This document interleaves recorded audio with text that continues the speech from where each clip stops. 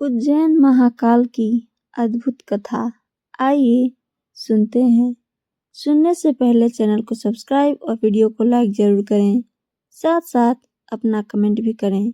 अब आइए सुने। एक अग्निहोत्री ब्राह्मण थे जो वेद पाठी थे, त्रिकाल संध्या करते थे और प्रतिदिन पार्थिव शिवलिंग बनाकर भगवान शंकर का अभिषेक करते थे। पास में एक रत्नमाल नामक पर्वत था। वहां पर एक दूषण नामक दैत्य रहता था जो स्वाभाविक रूप से संत ऋषि से द्वेष करता था। उसने देखा ये कौन ब्राह्मण सुबह सुबह नमः शिवाय करने बैठ जाता है, यज्ञ करता है, उसका धुआं उठता है, मुझे व्यवधान होता है। फिर पहले तो अपने सैनिकों को उन ब्राह्मणों को कष्ट देने के लिए भेजा, लेकिन अग्निहोत्री जो ब्राह्मण थे वे ऐसे शिव उपासक थे कि अर्चना करते करते उनको देह की सुध नहीं रहती थी। जब कोई दैत्य उन ब्राह्मणों को सताने जाता था तब ही भोलेनाथ का त्रिशूल उन ब्राह्मणों की परिक्रमा करता रहता, जिससे कोई उनको विघ्न नहीं पहुंचा पाया। आखिर में वो दूषण दैत्य जो महान बलशाली था, अपनी पूरी शक्ति के साथ उन अग्निहोत्री ब्राह्मण को मारने के लिए टूट पड़ा। लेकिन वो ब्राह्मण तो शिव के ध्यान सेवा में लगे रहते थे, उनको होश नहीं। जैसे ही दैत्य ब्राह्मण को मारने टूट पड़ा, उन ब्राह्मण के पार्थिव शिवलिंग से साक्षात महाकाल प्रकट हो गए और जैसे ही महाकाल ने हुंकार भरी, उस दैत्य की मृत्यु महाकाल की एक हुंकार से ही हो गई। ऐसे महाकाल प्रकट हो गए और जैसे उन अग्निहोत्री ब्राह्मण महाकाल के साक्षात स्वरूप को देखा तो भोलेनाथ के चरण पकड़ लिए और कहने लगे, हे नाथ, ये दैत्य तो मेरे लिए बहुत परोपकारी हो गया। अभी तक तो मैं आपके शिवलिंग बनाता था, उसमें आपका भाव करता था। प्रभु, यदि इस दैत्य ने मेरे ऊपर प्रहार न किया होता तो आज साक्षात रूप में मुझे आपका दर्शन न हुआ होता। महाकाल बोले, हे ब्राह्मण, मैं तुम्हारी साधना से अति प्रसन्न हूँ, मांगो, क्या मांगते हो? तब ब्राह्मण कहते हैं, हे भोलेनाथ, आप आते हुए तो अच्छे लगते हो, जाते हुए अच्छे नहीं लगते, तो बस इस स्वरूप से यहीं विराजमान रहो। हो सकता है मेरे बाद आपका कोई इतना कठिन जप तप कर पाए या न कर पाए। हे प्रभु, आप यहाँ स्थापित हो जाओ और जो आपका दर्शन करें उनके जीवन के काल के भय को दूर कर उसे निर्भय कर दीजिए। तब महादेव कहते हैं, अब मैं यहाँ विराजमान रहूंगा और मेरे इस स्वरूप का नाम होगा महाकाल।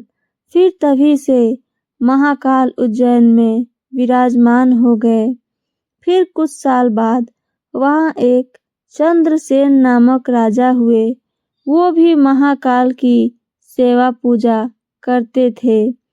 वहीं पर एक श्रीकर नाम का गोप बालक था।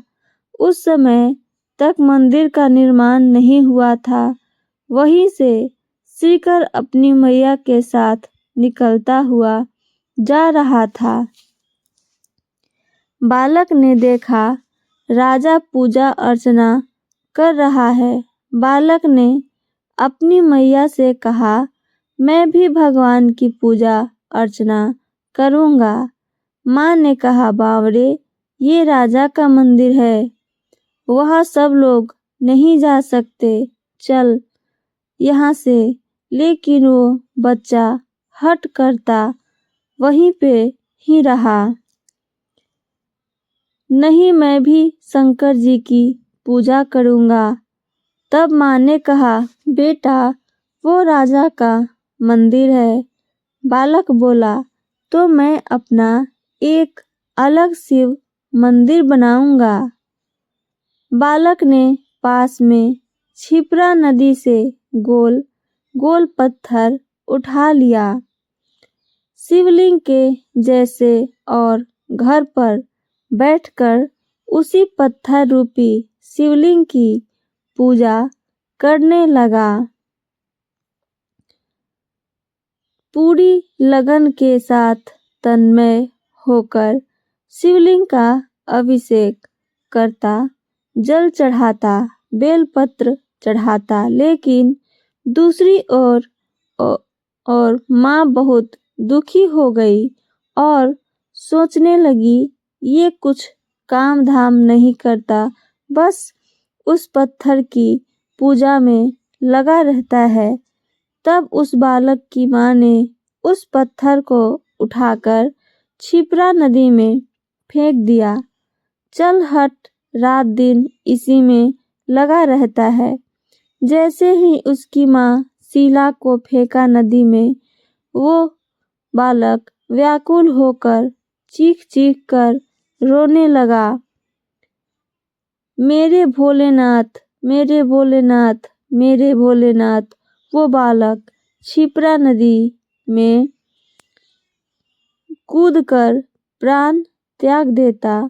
वो बालक भागता रहा, मेरे भोलेनाथ, मेरे भोलेनाथ कहता हुआ